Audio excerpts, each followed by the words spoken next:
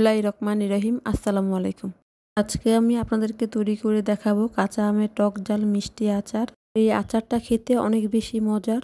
ভাত, পোলাও অথবা খিচুড়ির সঙ্গে এই আচারটা খুবই ভালো লাগে। আচারটা তৈরি করার জন্য দিয়ে দিব 1 কাপ সরিষার তেল। তেলটা দিয়ে দেওয়ার পর যখন তেলটা গরম হয়ে আসবে সেই পর্যায়ে দিয়ে দিব 3টা শুকনা মরিচ, 2টা এলাচ, 1 টুকরো দারুচিনি, 1 টেবিল চামচ রসুন বাটা, 1 টেবিল চামচ সরিষা বাটা। এবার নেড়েচেড়ে 2-3 মিনিট ভেজে নিব, এতে করে রসুনের কাঁচা গন্ধটা চলে যাবে। 2 থেকে 3 মিনিট পর দিয়ে দিব আগে থেকে কেটে এবং ধুয়ে রাখা 1 কেজি কাঁচা আম। এবার নেড়েচেড়ে দিয়ে দিব 1/2 চা চামচ পাঁচফোড়ন। আবারও নেড়েচেড়ে ভেজে নিব 5 মিনিটের মতো। এই পর্যায়ে চুলার আঁচ লোতে রাখতে হবে।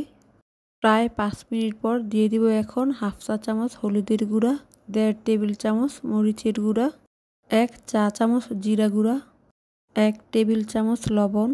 নেড়েচেড়ে মিশিয়ে দিব।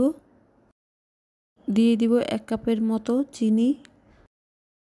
চিনিটা দিয়ে দেওয়ার পর হালকা হাতে মিশিয়ে নিতে হবে, কারণ এই পর্যায়ে আমগুলো কিন্তু অনেকটা নরম হয়ে গিয়েছে। চুলার আঁচ মিডিয়াম টু লোতে রেখে 7 থেকে 8 মিনিটের মতো আমটাকে জাল করে নিব। একটু পর পর হালকা নেড়ে দিতে হবে। এই পর্যায়ে আচারটা যখন বেশ ঘন হয়ে আসবে সেই পর্যায়ে দিয়ে দিব 1 টেবিল চামচ ভাজা পাঁচফোড়নের গুঁড়া, 1/2 চা চামচ বিট লবণ। হালকা হাতে মিশিয়ে নিব। এবার দিয়ে দিব 3 টেবিল চামচ ভিনেগার। ভিনেগারটা দিয়ে দেওয়ার পর হালকা নেড়ে চেড়ে 2 থেকে 3 মিনিট পর চুলাটা বন্ধ করে দিতে হবে। এই পর্যায়ে আচারটা তৈরি হয়ে গিয়েছে।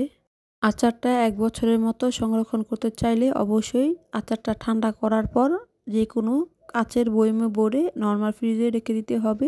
আর নর্মাল ফ্রিজে রাখতে না চাইলে কিছুদিন পর পর রোদ্রে দিতে হবে। লাইক দিয়ে চ্যানেলটি সাবস্ক্রাইব করা না থাকলে সাবস্ক্রাইব করে দিবেন, আর যারা সাবস্ক্রাইব করেছেন তাদেরকে অনেক ধন্যবাদ। আজকের মতো এতটুকুই। সবাই ভালো থাকবেন। আল্লাহ হাফেজ।